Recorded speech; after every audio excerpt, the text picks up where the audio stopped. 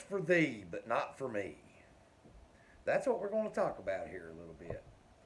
So, some Twitter employees, people have brought it to the forefront that some Twitter employees have made some quite controversial posts on the platform. Posts about Trump, opinions, uh, pushing fake news, posts that are freely accepted.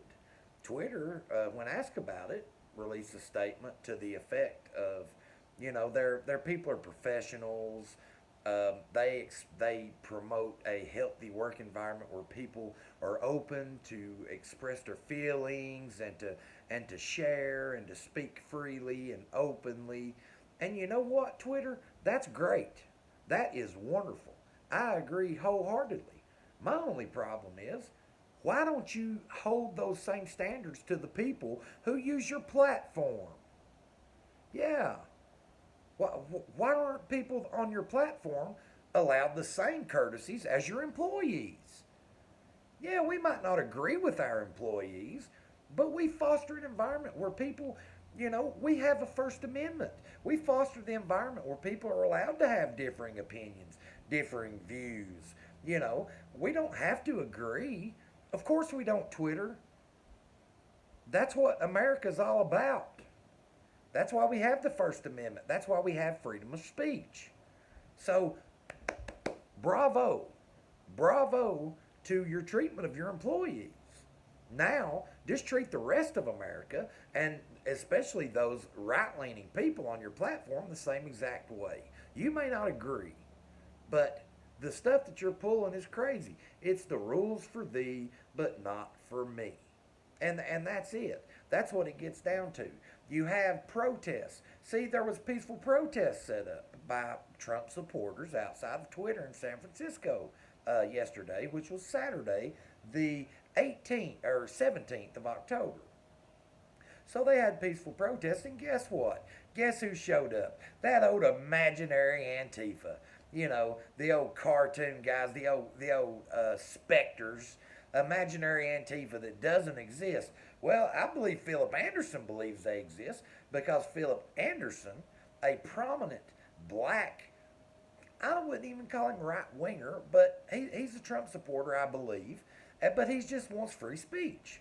Well, he got his teeth knocked out by Antifa. So I think he believes that they're real. Uh, you also, at this same rally, had people that were dressed in Trump gear, mind you, a peaceful rally in San Francisco outside of Twitter. Just just protesting against what I'm speaking about people like Charlie Kirk, about censoring President Trump, about censoring Kayleigh McEnany, about James Woods when he got kicked off, about Alex Jones. Ooh, I said Alex Jones.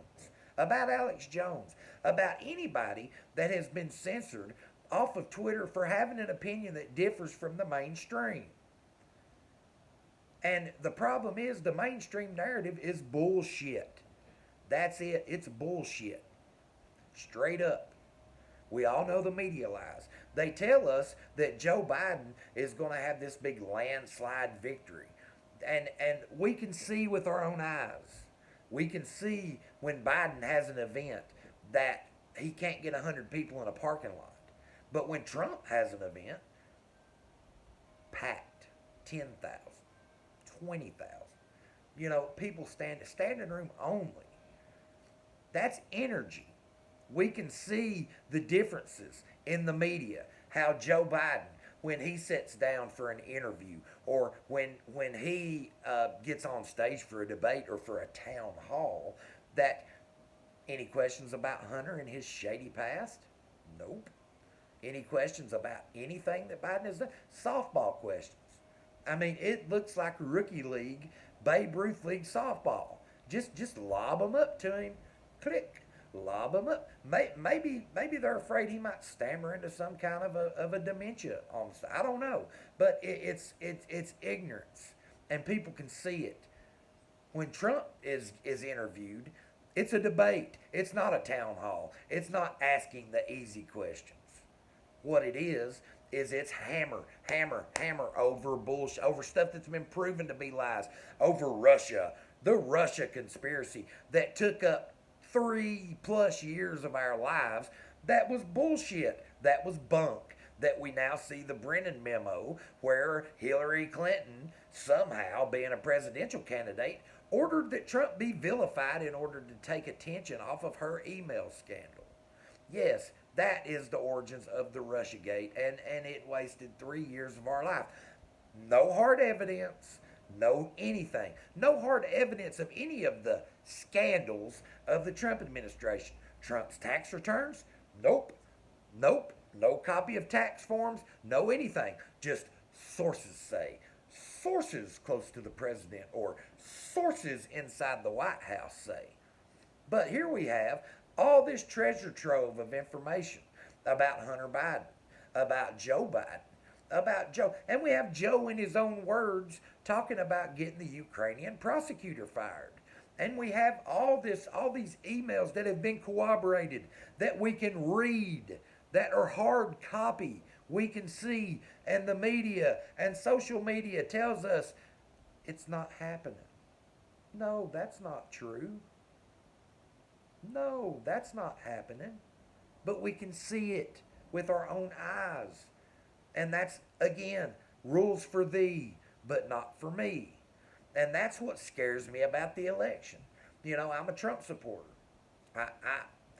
In all honesty, I didn't like Trump before he became president. I watched The Apprentice a little bit. I've known Trump growing up, as everybody probably has. I thought he was a smart ass. You know, I thought he was egotistical. I kind of thought he was a little narcissist. But now he's egotistical on my behalf. He's an asshole for me. He's egotistical for me. He stands up for me. He's a narcissist for me and for America. He stands up against this stuff. Joe Biden has been in politics longer than I've been alive. And I'm not young. Joe Biden has been in D.C. longer than I've been on this planet. And Joe Biden is talking about the change we need in Washington. What are you talking about, Joe? Why haven't you changed it, I don't know, in the last half century? I mean, you've been there. Why not change it? The truth of the matter is, you don't know how to change it. You don't know how to change it and what to change it to. You have no plan. Your plan is zero. You talk about Trump, you and Kamala Harris, talking about Trump, the worst employment numbers in the history. Do you not remember? Everybody remembers pre-COVID, the strongest economy ever in American history, lowest unemployment for every group across the board. Now, Trump couldn't help COVID. Trump had to make some tough decisions.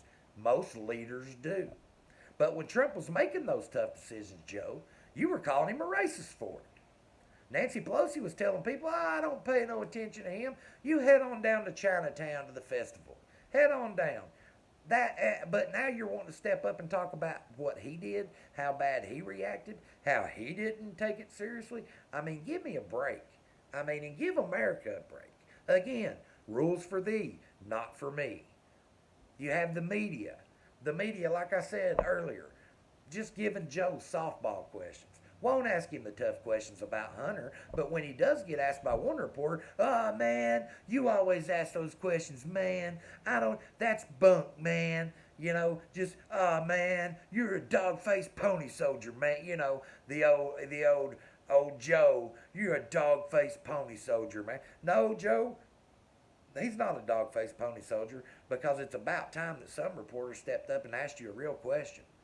Some reporter asked you about your shady past. Some reporter asked you why it cost America $1 billion to get a prosecutor fired. Why Hunter Biden went globetrotting all over the country with you and Air Force One to all these different countries, and how he made so much money doing it. Again, rules for thee, but not for me.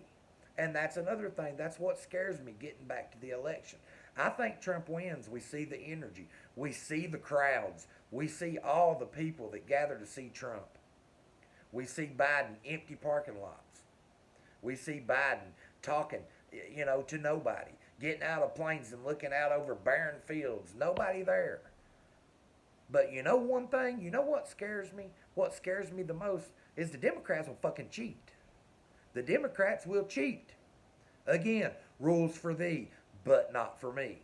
The end justifies the means. As long as they get what they want, they are willing to do it.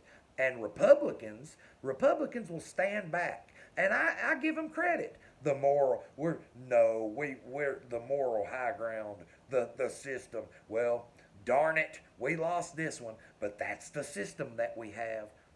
Darn it, we'll get them next time. Maybe not after this one. There may not be a next time after this one, folks. And just write that one down. If Biden wins, there may not be a next time because you've got the invisible Antifa taking over liberal parts of this country. Just imagine if we have a federal government ran by the same type people. What do you think is going to happen then? It's going to be free reign. It's going to be hell on earth. It's going to be hell on wheels. And anybody that doesn't agree with the program, you're going to be a problem. Again, rules for thee, but not for me. But like I said, I was talking with my fiance earlier, and I was like, am I crazy? Am I seeing this wrong? If I was a Biden supporter, and I always do this, I always try to put myself in other people's shoes and try to see how they would think about a situation. So I was like, if I was a Biden supporter, even if I hated Trump's guts, I would have to look at some of this shit. The way social media operates, the way mainstream media operates, the way these politicians, even some Republicans operate, establishment, made a career off of the backs of Americans and most likely selling influence like Joe Biden, and that's on both sides of the aisle. Establishment Republicans hate Trump. And I would have to look at that and I would have to say, something's not right about that. You would have to be able to see the bias because media and social media does not want factual or even opinion placed out there that doesn't lock in step with their narrative. And let me tell you why.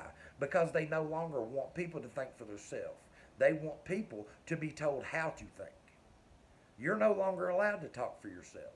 But people that agree with the folks at Twitter, the people that work there that think the same way, they're allowed to express their opinions.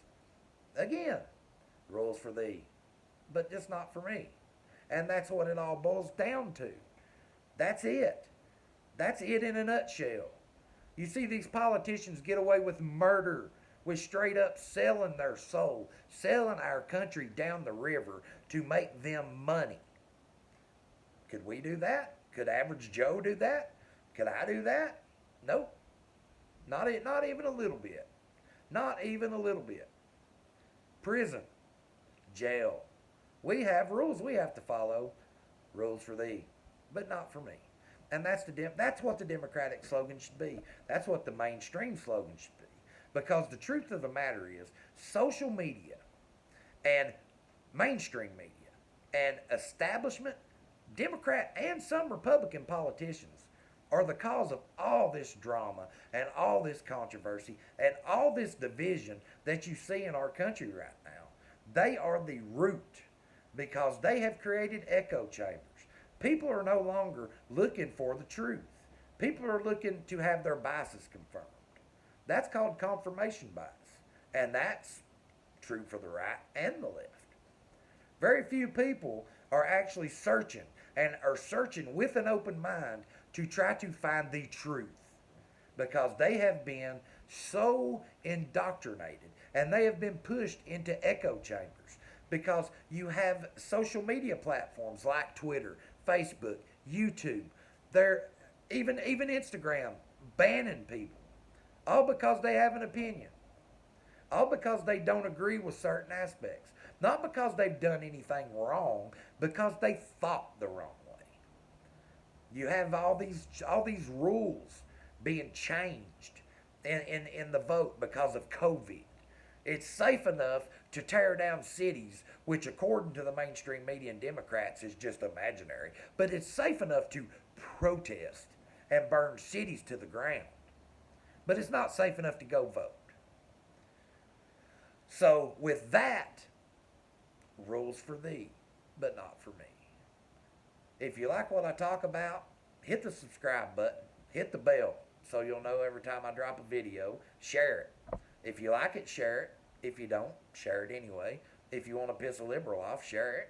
And just share it. Just share it. That's all. Share it. But anyway, I'll see y'all next time on the next video. Think about what I'm saying. Get out. Get out. Raise a little cane.